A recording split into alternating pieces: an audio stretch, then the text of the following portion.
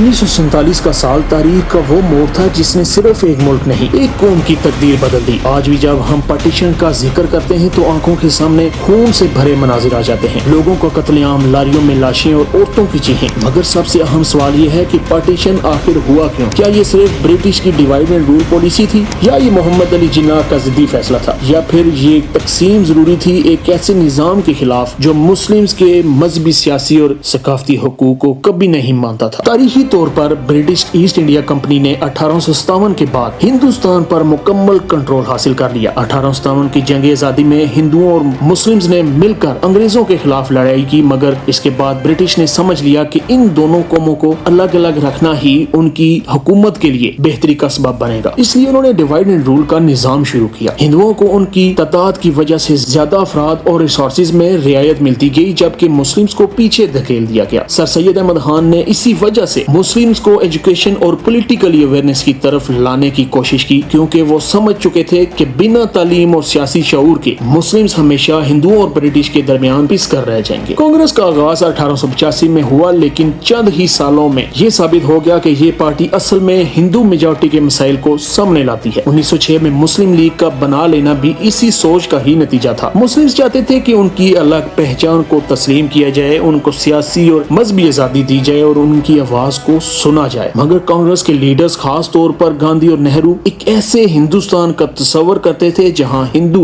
Majority اپنے مقصد کے مطابق رولز بنائے اور مائنورٹیز ان کے مطابق چلتی رہے۔ اس اپروچ میں برابری کا تو کوئی تصور ہی نہیں تھا۔ 1916 میں لکھنؤ پیکٹ کے ذریعے مسلم لیگ اور کانگریس نے مل کر برٹش کے خلاف ایک جوائنٹ سٹانس لیا، مگر گاندھی کی کانگریس نے 1920 کے بعد مسلمز کے مسائل سے آنکھیں چرانا شروع کر دی۔ خلافت موومنٹ میں مسلمز نے گاندھی کا ساتھ دیا، لیکن برٹش نے ترکی کی خلافت ختم کی تو گاندھی نے اپنے فائدے کے لیے مسلم کا استعمال کر کے موومنٹ سے پیچھے ہٹ۔ تو یہاں سے مسلمز نے محسوس کیا کہ ہندو لیڈرشپ ان کا ساتھ کبھی نہیں دے گی جب بھی ان کے حقوق کی بات آئے گی۔ 1930 کے الہ آباد ایڈریس میں علامہ اقبال نے پہلی دفعہ یہ کھل کر کہا کہ مسلمز ایک الگ قوم ہے جن کا دین، کلچر، تاریخ اور زندگی کا نظام مختلف ہے۔ علامہ اقبال کا یہ ویژن اصل میں ایک اسلامک اسٹیٹ کا بلو پرنٹ تھا جہاں اسلام صرف مذہب نہیں بلکہ ایک مکمل زندگی کا نظام ہو۔ یہ وہ موقع تھا جب مسلم لیگ نے سیریسلی طور پر یہ سوچنا شروع کیا کہ ہندوستان میں مسلمز کبھی بھی برابری کے ساتھ نہیں جی سکتے۔ 1937 کے الیکشنز نے اس بات کو اور بھی زیادہ واضح کر دیا۔ کانگریس کو مکمل کامیابی ملی اور انہوں نے الگ الگ ریاستوں میں اپنی حکومت بنا لی، مگر انہوں نے اپنے ایکشن سے ثابت کر دیا کہ یہ حکومت صرف ہندوؤں کے لیے ہے۔ اردو زبان پر پابندی لگائی گئی، اسکولوں میں ہندو کلچر اور گیت غزلوں کو زبردستی تھوپا گیا، اذان، قربانی اور مذہبی آزادی کو بند کرنے کی کوشش کی گئی، مسلم اسکولز، مدارس اور مساجد کو ٹارگٹ بنایا گیا۔ یہ سب دیکھ کر مسلمز میں غصہ پھیل گیا۔ ان کو محسوس ہوا کہ اگر یہ سب کانگریس صرف 6 مہینوں میں ہی کر سکتی ہے تو اگر پورے ہندوستان میں ہندو راج آیا تو کیا ہوگا۔ اسی دوران محمد علی جناح نے مسلم لیگ کو دوبارہ زندہ کیا۔ پہلے وہ کانگریس کا حصہ تھے، لیکن ان کو کانگریس کے ڈبل سٹینڈرڈ سمجھ آ گئے۔ محمد علی جناح نے سیکولرزم کا دعویٰ کیا تھا، مگر ان کو سمجھ میں آیا کہ ہندو میجورٹی کبھی بھی مسلمز کو برابری کا مقام نہیں دے گی۔ جناح نے پھر مسلمز کے حقوق کے لیے لڑنا شروع کیا۔ 1940 میں لاہور میں مسلم لیگ کا ہسٹورک سیشن ہوا جہاں پاکستان ریزولوشن پاس کی گئی۔ پاکستان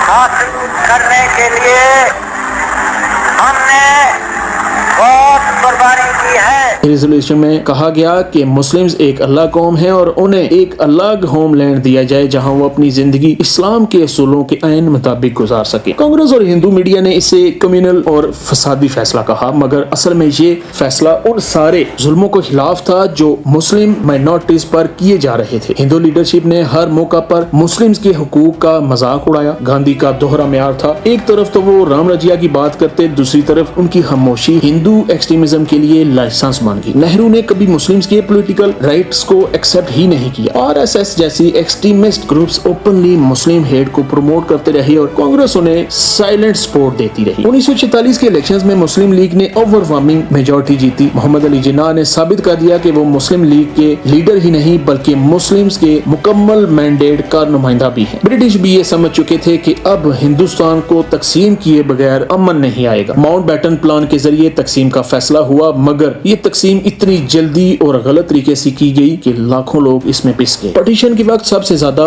जुल्म मुस्लिम्स पर हुआ। पंजाब, दिल्ली और बिहार और यूपी में मुस्लिम मोहल्लों को आग लगाई गई। आरएसएस और हिंदू महासभा के ट्रेंड दस्तों ने ऑर्गेनाइज तरीके से मुस्लिम जेनोसाइड किया। आज भी इंडिया इसे नहीं मानता, मगर ये मॉडर्न वर्ल्ड का एक सबसे बड़ा एथिक क्लेंजिंग का वाकया था। पाकिस्तान के शहरों में भी जवाब में रिएक्शन हुआ, मगर वो ऑर्गेनाइज नहीं था। वो एक डिस्परेट अटेम्प्ट था अपने घर बचाने के लिए। सिर्फ पंजाब में ही 10 लाख से ज्यादा लोग मारे गए, लाखों को हिजरत करना पड़ी। आज भी जब हम पाकिस्तान के वजूद पर तनकीदी नजर डालते हैं तो हमें ये समझना चाहिए कि अगर पाकिस्तान न बनता तो मुस्लिम्स इंडिया में सिर्फ सेकंड क्लास सिटीजन्स होते। आज भी CAA, NRC, बाबरी मस्जिद और कश्मीर के हालात ये साबित करते हैं कि इंडिया का सेकुलरिज्म सिर्फ दिखावा था। पाकिस्तान एक आइडियोलॉजी था और है जो ला इलाहा इल्लल्लाह मुहम्मद रसूलुल्लाह की बुनियाद पर कायम हुआ। वीडियो को लाइक करें और चैनल को सब्सक्राइब करें। Thank you for watching.